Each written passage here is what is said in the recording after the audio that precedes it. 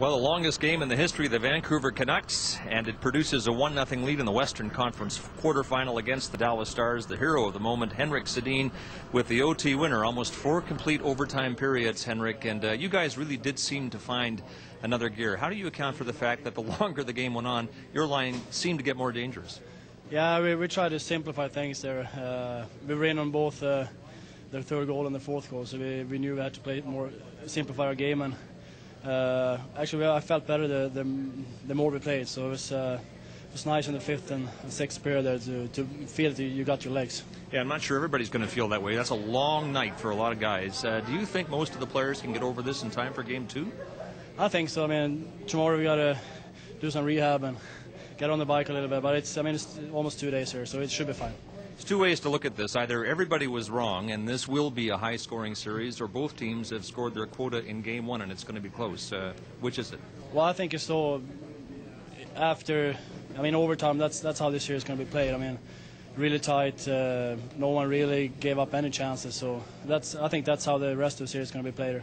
Can you recall ever scoring a bigger goal in your career? I doubt it. I don't think so, no. How are you going to remember it? Well, it's great to be able to score in front of your home fans too. It's unbelievable. Do you think you set the tone for the series? Because if you have, as I said to one of the Dallas assistant coaches earlier, this could be a best of 15. Yeah, for sure. I mean, it was huge to get this winner. I mean, if they would have won, to go into the second game and we're up 4-2, 10 minutes to go and lose the game, that would be really tough to swallow. So it was great to get the winner. Thanks, Henrik. Thank you. Henrik Sedin scores the OT winner. Canucks win 5-4. Let's bring in Jim and Harry.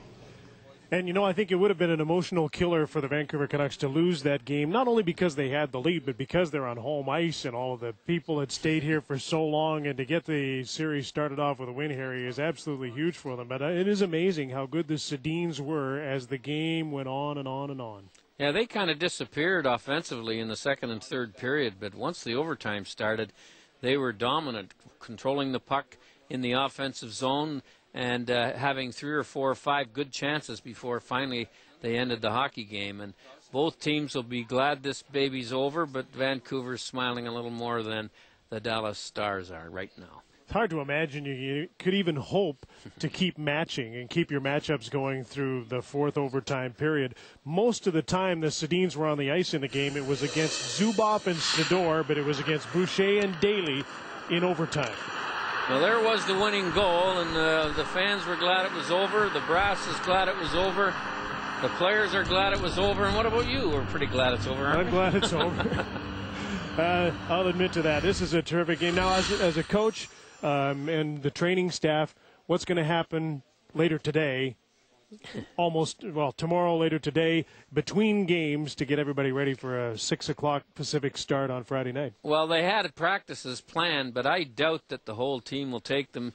Maybe the players that didn't play as much, but that's a guy who played 30 minutes, so it might be a little bike ride and a rest more than anything tomorrow for both teams to try and get ready for the early start on Friday and the long trip before they get back to game number 3 in Dallas. Do you believe that this is a demoralizing loss for the Dallas Stars when you take a game into the fourth overtime? And what effect does it have on, say, a guy like Marty Turco? We wondered, whether he could finally win the first game of his series. I thought he played brilliantly in the game, but he still lost it. Well, both goalies were good, and Turco has no reason to feel that he cost them the game. He made, like Luongo did, 5 or 6 or 7 great stops in the overtime. And it'll be a tough one for Dallas to get over, but by the time Friday rolls around, they still will be telling each other, look, we came in here hoping to get a split, and we still have a chance to do it. And they just about got it in game number 1. There were some terrific chances, but it finally ends in Vancouver's favor, and we'll send it back to Scott. All right, Jim, and let's have a look now at how the scoring unfolded tonight, even though it seems like it was about 6 hours ago the game began, and it was a 5-4 final. Daniel Sedin opened the scoring for the Canucks. Morrow answered quickly for the Stars. Oland restored the Vancouver lead in the second. Trevor Daley got the Stars back on even terms. Before the period was over, Naslund made it 3-2 in the third. Then Brian Smolinski with the 4-2 goal, and then the Stars came back to tie it. Antti Mettinen on a power play, and Ladislav Nagy to make it 4-4. And then about 2.5 hours after Nagy's tying goal, Henrik Sedin ended it and delivered the Canucks to a 5-4 victory. Some relevant game notes from tonight's marathon game. And we should have those for you in just a moment. 6th longest overtime game in NHL history. And that gives the Canucks a 1-0 series lead. Forget those notes, just trust me on that.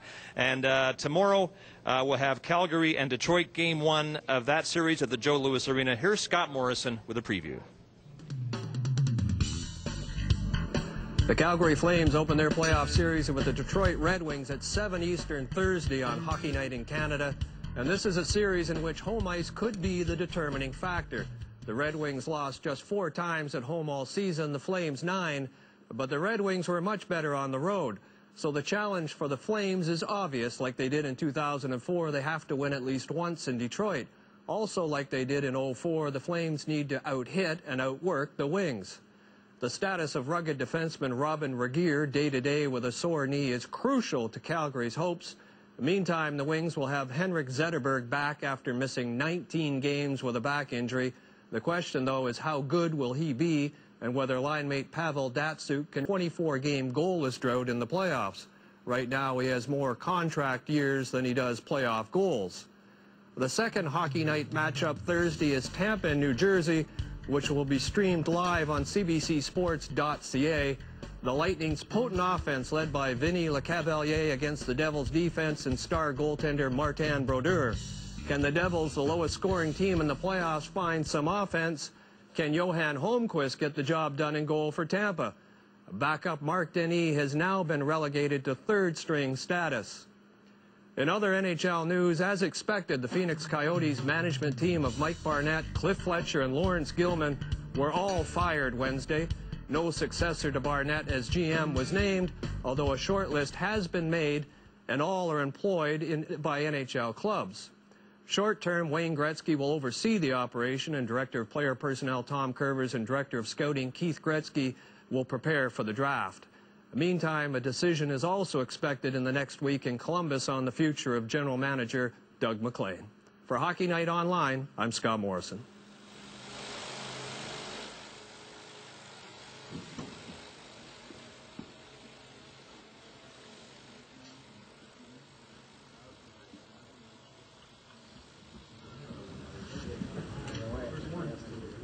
I'll get the coach in. I'll get Vancouver coach in the room as soon as possible.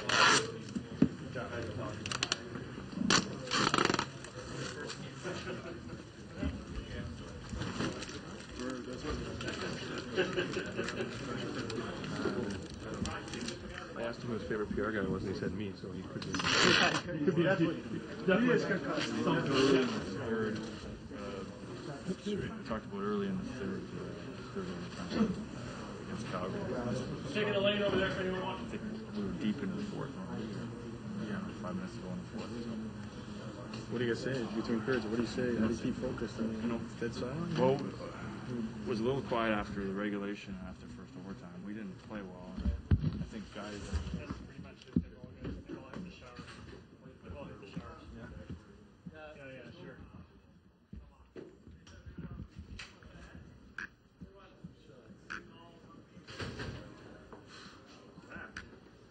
How long was the final? 70 some odd? Yeah.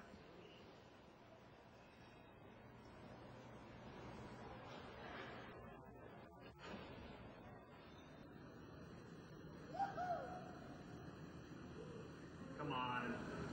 That's enough. I'm leaving.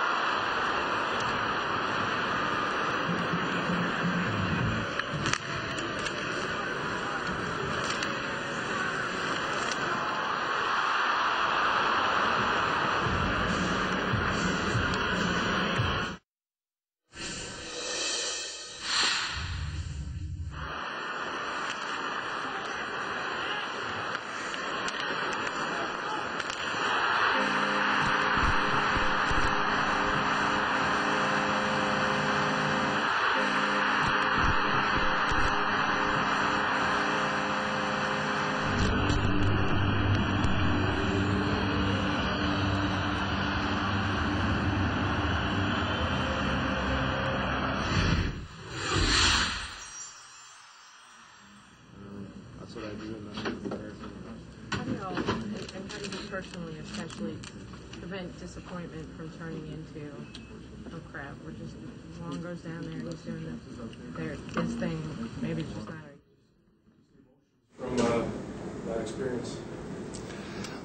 Well, you know, I'm really proud of our guys and, you know, the effort and the challenge that, you know, they did tonight. I mean, we had a lot of guys that were playing their first playoff game, from Jeff Cowan to in the National Hockey League. Jeff Cowan, Kessler, Burr, Lucas, Kevin Bieksa, and the goaler, and you know, I thought it was a great experience for them. Played a couple of games, so they got 2 games under their belt right off the hop, so that's good for them as far as experience. You know, we finished with a pretty short lineup up front. We only had 10 healthy forwards there, but our guys buckled down. Louis gave us a chance, and we won the first game.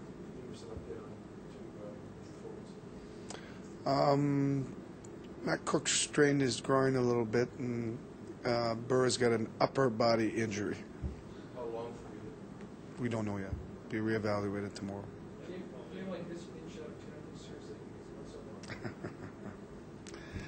You know, everybody talked about how evenly matched these two teams were, and tonight was an indication of how we are evenly matched. I mean, we went to 7 periods and almost went to 8. And guys on both teams battled really hard. I thought at 4-2, I mean, when we had the game in our hands right there, and a turnover at their blue line there permitted them to make it 4-3, and obviously their game plan was to get as many pucks as they could to the net, and they did that. But I thought as the game went on, Louis got more and more comfortable and played real well for us. We're going to see how this is going to unfold tomorrow, and we're going to decide tomorrow. Talk a little about Louis' performance tonight in his first playoff game, where he was barely standing at the end. Yeah, I mean, obviously we haven't seen a 7-period game this year, but we've seen Roberto keep us in a lot of games and give us a chance to come back or give us a chance to win, and that's what he did tonight. And you know, we were short on personnel, and I mean, in the overtime, I mean, it was pretty well balanced. You know, and they had a lot more shots than us in the first 3 periods of the game, but after that, it was pretty well even balanced. And when we had some breaks down, Louis gave us a chance. When we had opportunities, their goalie made some big saves too. I mean, that's a 7-period game there. That's a lot of hockey. How did you combat the fatigue, not only like the advantage, you know, your 10 guys, but also between the positions? You know, we just tried to keep things positive and upbeat with the guys, and I mean, this group of players have really battled hard all year long, and we knew we were going to get a really solid effort, and that's what we got.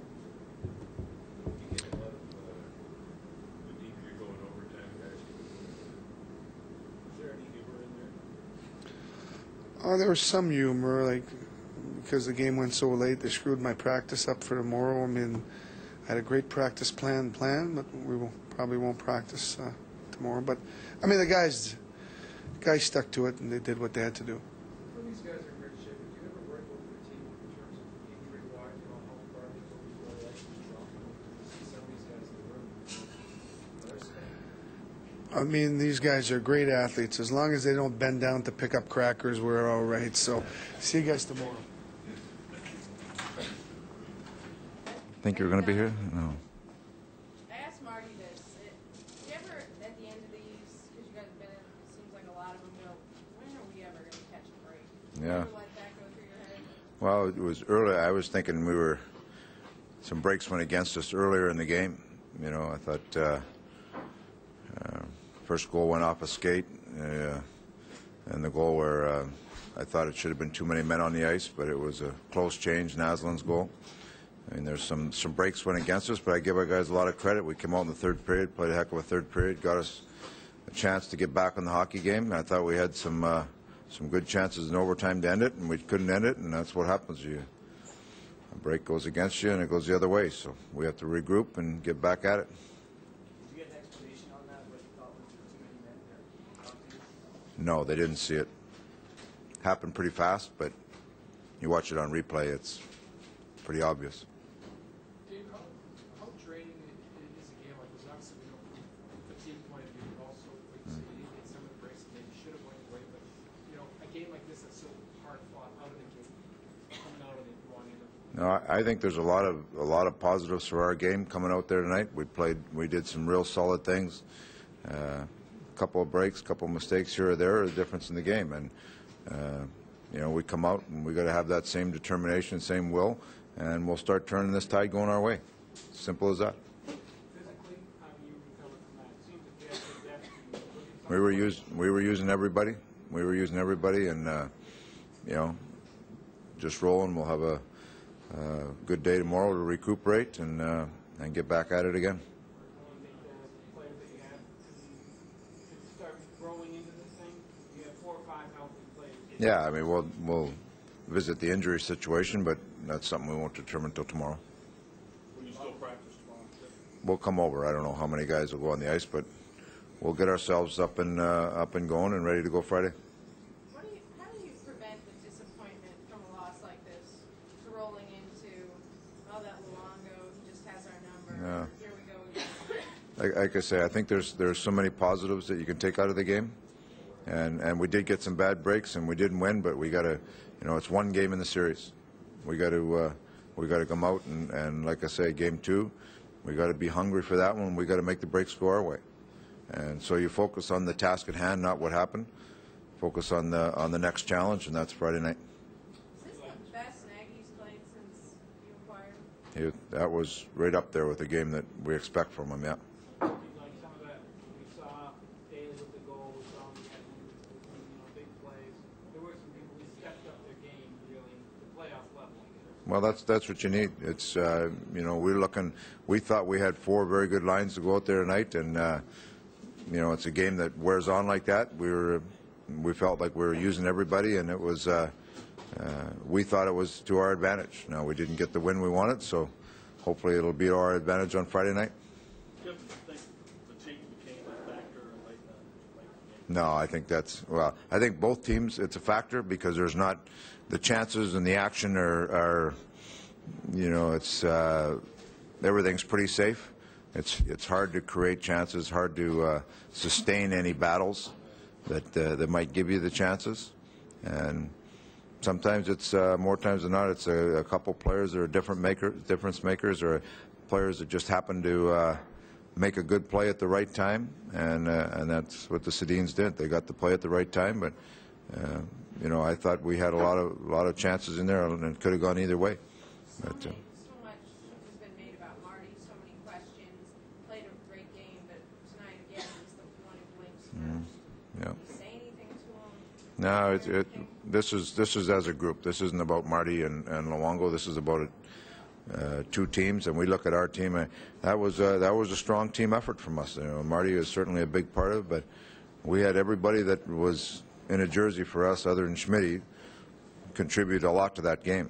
And it's unfortunate we didn't get the win, but I think that the ability to use everybody will be a bonus for us Friday night, and we got to come out more determined and find a way to get this, find a way to make those breaks go our way. How do you get Phil back in the tank to do like IVs right now or anything like that, or in terms of getting the bodies back up to performing at that high level after a game like this? Yeah, they'll look at every guy as individually, and just if they're down fluids, they'll do whatever it takes to get them back up and running again. That's a day in between. In the old days, we used to play 4 and 5 nights. That would be a real struggle. But we get a day in between. We'll recuperate. All these guys' fitness levels are awful good. So we'll get back up and at it tomorrow. And like I say, Friday is a new day. Got to come out and try to find a way to win. Jeff, that Marty has to be one of your best players. Was he that tonight, did you think? you know, there's probably, I thought he had a couple bad breaks. First goal goes off a skate. You know, there's a couple that, you know, you don't blame the goaltender as bad breaks. Now, would you like stops? Sure. But I didn't think the two goaltenders were the difference in the games. I thought both of them made some real timely saves, and it was tight all the way through. That's not a game that you walk out blaming a goaltender for. All right. Back at it. Get some